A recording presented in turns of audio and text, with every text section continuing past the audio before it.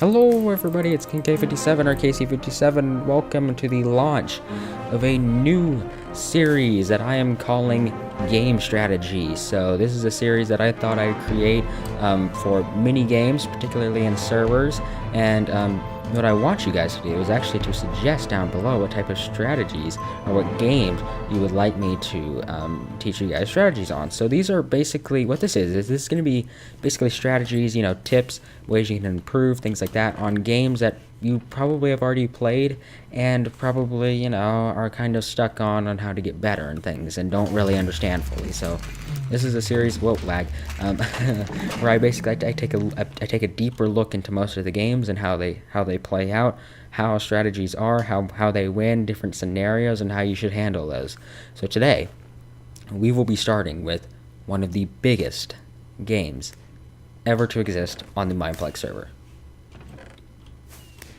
Bomb Lobers. No, it's over here. I was trying to find it. Bomb Lobers. There we go.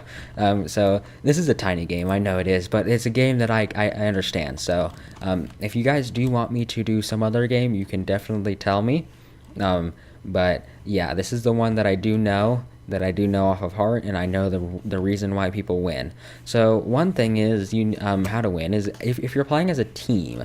So if you're playing as a team, you don't be this guy. No, just kidding. Basically, you need a lot of diversity. So you need jumpers. You need mainly jumpers. So these are people who, jump up to higher areas. You also are going to need armor. So you're going to need a couple people with armor, some brutes, people like that, and maybe one or two pitchers, but mainly armor and jumpers, because those are the two most important people and basically some of the best. The Waller is okay, but he's just sort of, it's a novelty type thing. So here we go. We're going to start the game right now in 3, 2, 1, and here we go. So basically the whole point of these games is when you have maps like this, what you want to do first is you want to take out the other team's front lines of defenses. So on this we have walls, as you can see, and boom, guy goes straight after my wall. My wall is now gone. Well, halfway, almost. So I'm going to take out this guy's wall right here so I can get rid of his defenses, as well as the walls over there, which I cannot reach for some strange reason. There we go. Okay, so I'm going to reach these walls. I want to take them out because these walls are what's giving them protection. It's what's giving them the upper hand. It's what's giving them the higher ground. So higher ground in this game is the key to winning. So guys in the trees, like these guys, very, very deadly. You want to take them out as quickly as you possibly can. So that's a good idea. Also, watch out for bombs. Keep yourself out of harm's way. As you can see, he just took out my area of defense, my area of attack. So, whoa, that exploded in my face. Okay, so there you go. So I'm going to take out, what we need to do now is we need to take our focus onto these guys. So this defense right here. So that wall is what's giving them what's actually giving them the upper hand. So as you can see, they have gotten rid of our walls, so they do have us at a tiny bit of an advantage, although we are still kind of winning, probably because they aren't doing very well in this game. But anyway, we need to get rid of that wall right there, and I'm having server lag. Dang it. Okay, there we go. Oh, I died. Well, at least I got rid of their walls. So now we have gotten rid of their walls. It does seem like we could win this, but right now we're in a situation where both of us do not have our walls, and neither of us have our high points, because their tree is gone, both of our trees are gone, and this guy is not a jumper. So basically what you want to do in this situation is you need to be moving. You need to get the other player into a position where he cannot get out of. Something like this. This guy has it good, and this guy is also trapped, which is bad. But as you can see, he got out quickly. So what he needs to do is he needs to get rid of this guy. He needs to get rid of he's gone. He's gone. Goodbye. So as you can see, he fell down. He got him into a position where he's near the water, and he could definitely take him out with one thing. So that is very good in this option. I'll show you some other examples in just a second by showing you some teams and how they're winning. And keeping yourself crouched, not giving away your position to the enemy, throwing TNT and then quickly sprinting somewhere else so that they have their eye on the TNT while you give yourself time to move away so that they don't, instantly fire back right where you were and kill you.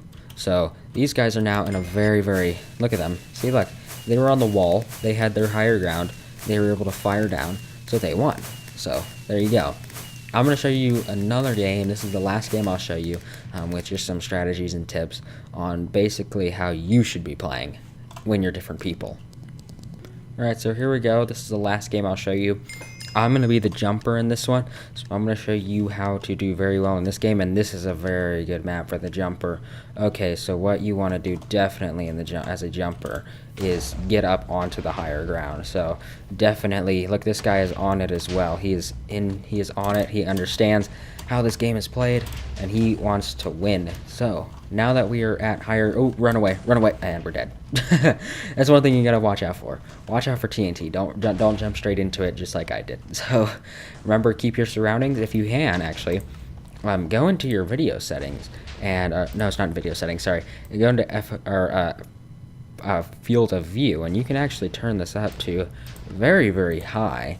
And this gives you a huge vantage point of how you can actually see. And this is actually, sometimes I've played with this on.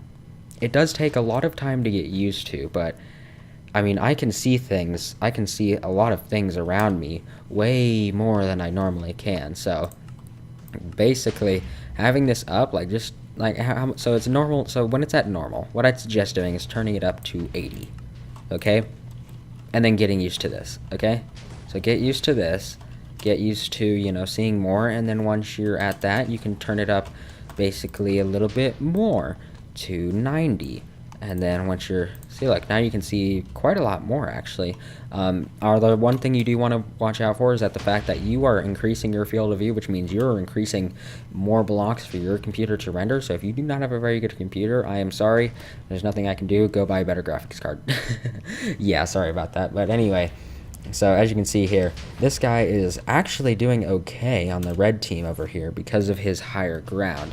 And I think this guy is a pitcher, and he's doing very well with, you know, getting some higher shots on the people and getting him into and getting them out of their positions. But they are not moving. He's not doing very well, but he's doing the correct thing, trying to get them out of their positions of where they are, though it is very difficult. And as you can see, when they are here on their higher ground, these guys obviously have an advantage over these two down here because they can fire down on them and they can see where they are and they can see where they're supposed to be and they can see where they can't go and where they can, and they can use that to their advantage to win the game. But as you can see, that guy should not have moved. He should have waited for just a tiny bit longer until he moved. But now he needs to move. Yes, he did that correctly, but he has been lowered to a different level.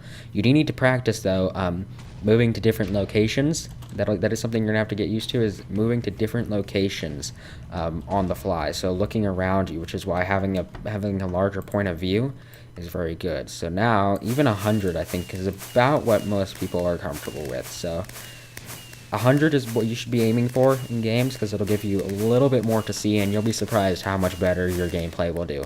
The reason I don't have this inside my normal server funds is because, well, most people don't like it. So, I mean, anyway, so that is all I have time for today. I hope you have enjoyed this video of me giving you a lot of tips. I'm sorry if this was a bit long, and you didn't like this, but yeah, I thought I might as well do this because I like it a lot. So anyway, if you think you have some ideas for games I should be doing, definitely tell me. I'll consider them. I'll start learning them. I'll start learning the things. I'll start learning all about them, how they're played, how you're supposed to win, and everything else, and I'll teach you guys how to do it.